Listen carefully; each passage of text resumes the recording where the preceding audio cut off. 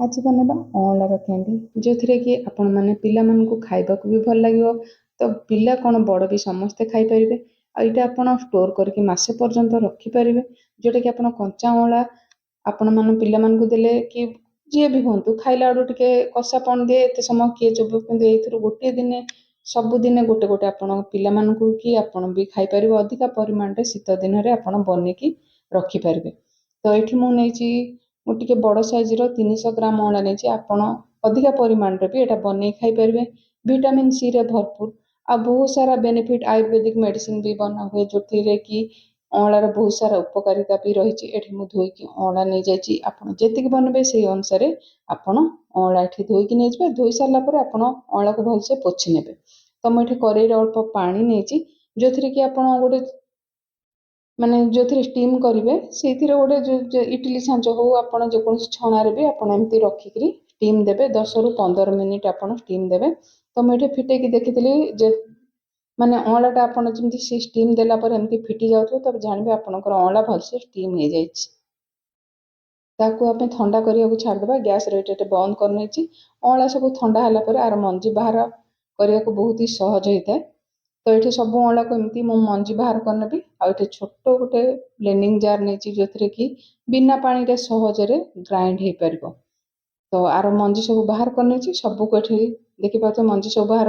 आप जो स्टीम देवे इजिली आपंकर मंजी सब बाहर हो बिना पानी रे ग्राइंड करने को टिके समय लगे कि स्टोर करने को बिना पानी रे आप ग्राइंड करने तो जदि टिके छोट छोट खंड रोचे किसी असुविधा नहीं किंतु चेष्टा करेंगे बहुत ही चिकन कर ग्राइंड करने तो देखिए ये ग्राइंड भलसे हो जाइए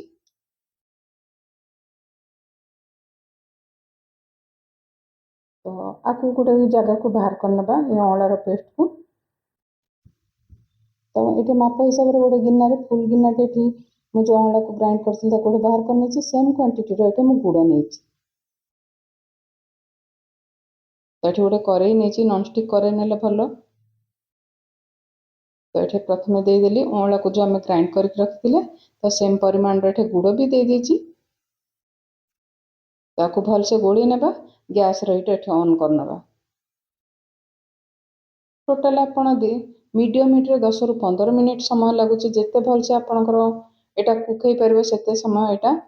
आपणकर कैंडीटा भल बन तर ये 2 ରୁ 3 मिनिट ये गोलेला ये दे दीचे अध चामच गोलमरच गुंड आ दीचे जोटा कि कला लुण ब्लैक सल्ट ये अध चामच देला सबको भलसे गोले नेबा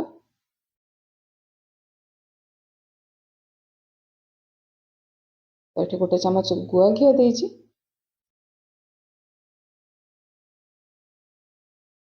तो गुआ घी देला भलसे गोले नेबा जेपर्यंत कड़े छाड़नी से पर्यंत आम मीडियम हिट रे कंटिन्यूअसली गोलेबा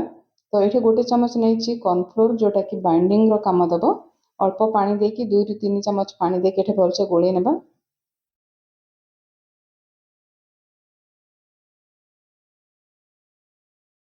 तो गोलेला ये कॉर्नफ्लोर रो स्लरीटा ये दे देची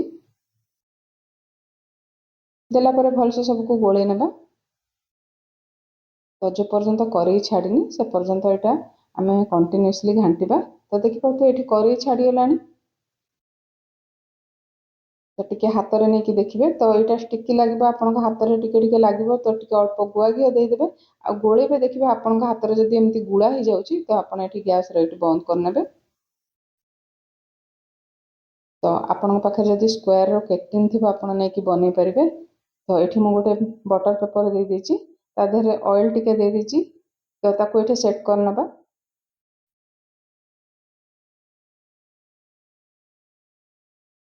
तो आज रेसिपी जब भल लगे तो वीडियो गोटे लाइक करने और चैनल नुआ थे चैनल को सब्सक्राइब करने उपरू टे गरम थी अवस्था गोटे अध चामच ये गुआ घी दे देती देखिपे बहुत भलसे शाइनिंग दूची तो आज जदि नुआ अच्छा चैनल को सब्सक्राइब करने फेसबुक पेज रे देखुले फेसबुक पेज को फॉलो करने ये घंटे रू 2 घंटा मुझे रेस्ट रखी जदि आपन को टिके आपणकर जदि कैंडी भलसे बसुनी तो आप फ्रिज रे घंटे रू 2 घंटा रखिपारे तो ये बटर पेपरटा बाहर करने छोट बड़ आपण मन मुताबिक साइज रे आपण କାଟି ପାରିବେ। ତ ଆଜିର ରେସିପି ଆପଣମାନଙ୍କୁ କେମିତି ଲାଗିଲା ନିଶ୍ଚିନ୍ତ ଆପଣଙ୍କର ମତାମତ ଦେବେ। ତ ଯେତେବେଳେ କାଟିବେ ଛୁରୀରେ ଟିକେ ଗୁଆ ଘିଅ ଦେଇକି କାଟିବେ, ଯେମିତି ଛୁରୀରେ ଲାଗିବନି।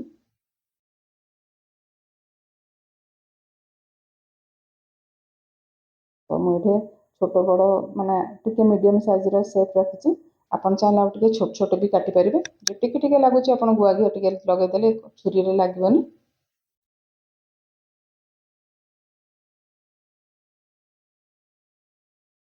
ବହୁତ ହି ଟେଷ୍ଟି ଏମିତି ଆମ୍ଲାର କ୍ୟାଣ୍ଡି ବନୁଛି। ନିଶ୍ଚିନ୍ତ ରେସିପିଟା ଘରେ ବନାନ୍ତୁ।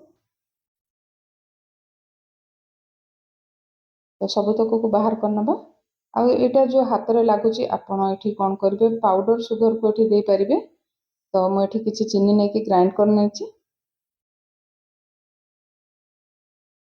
ତ ଏଠି ପାଉଡ଼ର ସୁଗର ମାନେ ଚିନିର ଗୁଣ୍ଡ ଦେଇ ଦେଇଛି। ତାକୁ ସବୁକୁ ଭଲସେ ଗୋଳେଇ ନେବା, ଯେମିତି ମାନେ କ୍ୟାଣ୍ଡି ଯାକ ମାନେ ଲାଗିବନି। ତ ଚିନିଟା କୋଟ୍ ହେଇଗଲେ କ୍ୟାଣ୍ଡି ଯାକ ମାନେ ଲାଗିବନି। ତ ସେହି ହିସାବରେ ଚିନିର ସୁଗର ଏଠି ମାନେ ଗୁଣ୍ଡଟା ଦେଇଦେବେ। ତ ସବୁକୁ ଭଲସେ ଗୋଳେଇ ନେବା, ଯେତିକି ଦରକାର ହେଉଛି ସେତିକି ସୁଗର ପାଉଡ଼ର ଦେଇଦେବା।